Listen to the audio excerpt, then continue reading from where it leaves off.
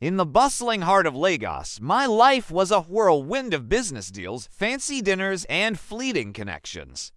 My name is Adekunle, and my friends always said I had it all: good looks, a thriving tech company, and the attention of many beautiful women.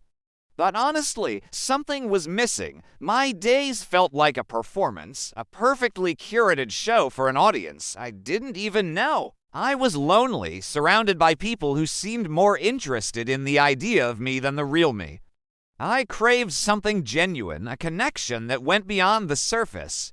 One rainy Tuesday, seeking refuge from the sudden downpour, I ducked into a small, unassuming art gallery I'd never noticed before. The air inside was thick with the smell of oil paint and old wood, and that's when I saw her.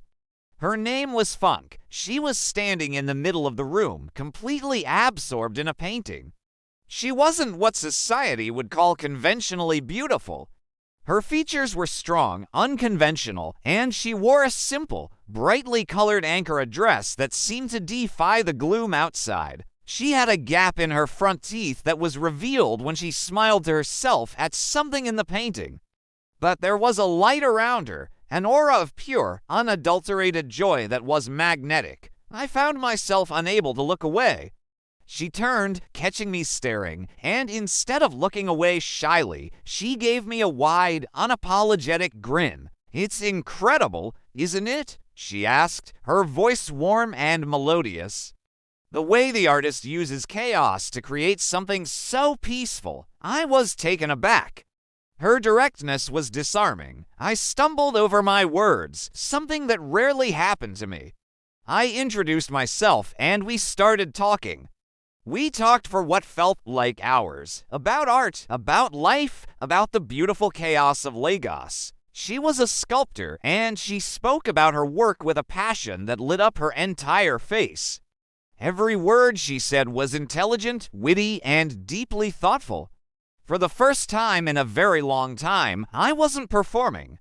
I was just me. I asked her out for coffee, then dinner, then another and another. My friends were confused. "Aid, what are you doing with her?" One of them asked. "You could have anyone." They didn't see what I saw. They saw her crooked smile. I saw the way it crinkled the corners of her eyes when she laughed.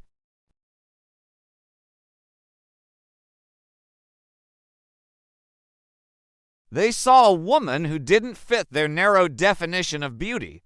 I saw the most beautiful soul I had ever encountered. With Funk, everything was different. She didn't care about my expensive car or my fancy apartment. She was more impressed by the stories behind the souvenirs I'd collected on my travels. She laughed at my terrible jokes and challenged my opinions, pushing me to think deeper. She introduced me to her world, a world of clay-dusted hands, late-night creative bursts, and finding beauty in the imperfect. She would take discarded pieces of metal and wood and transform them into breathtaking sculptures. She showed me that true value isn't in perfection, but in character, in the story something holds. And in her, I saw the most incredible story. One evening, we were walking along the beach, the sun setting in a blaze of orange and purple. She was telling me about her dream to open a community arts center for underprivileged kids. Her eyes were sparkling with such hope and determination that my heart felt like it was going to burst. I stopped and took her hands in mine.